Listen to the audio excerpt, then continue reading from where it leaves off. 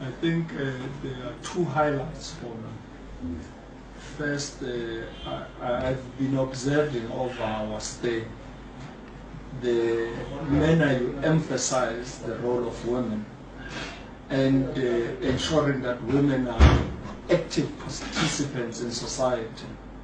Even at the Maldives celebrations, we had a lot more women that I observed sitting in the crowds. And they did their speeches on the street before we arrived. Before you arrived, they had already. They delivered the They speeches. did the speeches on the street. Yes. So to see The that, specific segment of the whole program was assigned to them.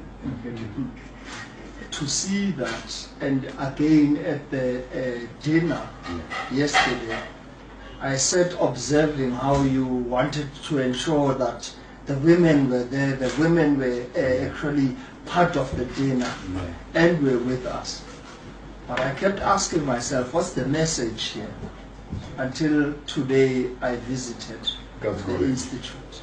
That's correct. And I That's saw the manner of emphasis we are placing on the development of the girl child. I was afforded an opportunity to address the girls, and they received us very well and showed us around the institution. And I was afforded an opportunity to address them and speak to them. I said, you know, women in South Africa in 1956 marched to the Union buildings against the unjust laws of apartheid. And the first Nobel laureate who received the Nobel Prize Award in South Africa was Chief Luthuli. He was the ANC president at the time.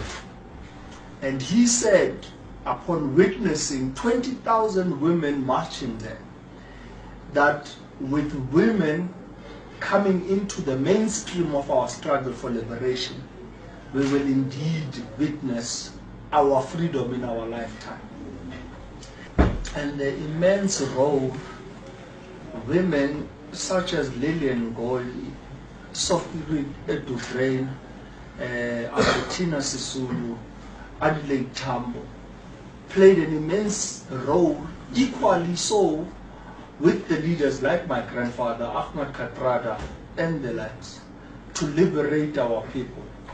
This is why in post-apartheid era, in this political dispensation, we have a dedicated day to honor women, which is the 9th of August, in memory of the march that they held. But we have also emphasized on the development of the girl child. We speak of the development of the girl child in South Africa, and yet you are actioning it here. Yeah. We speak of it and dream about it, but there's a practical living example which we witnessed today. And it was remarkable to see that. I said in my closing address to the ladies that my firm belief is that men and women exist equally so like a railway line. And the community and society lives on top of that railway line like the coach. Should the men or the women go disabled, it means that that railway line is not equally to support the coach, community and society. You therefore need men and women to exist together, equally important. So it was really an honor to see that in practice. But the second one, I think, that took a lot of my own self-esteem in the sense that we visited the university. And you have been able to capture a child from birth, in developmenting of that child, whether it's fortunate and unfortunate child in terms of circumstances, they are able to be catered for in a protected space to an age of 10. They are then taken out from a mother that was deprived, didn't have a place to live, lives in an institution carrying over about 5-7 kids, which then at the age of 10, they are released into the medium school to be able to be in a boys' school, a girls' school, and grow within that environment.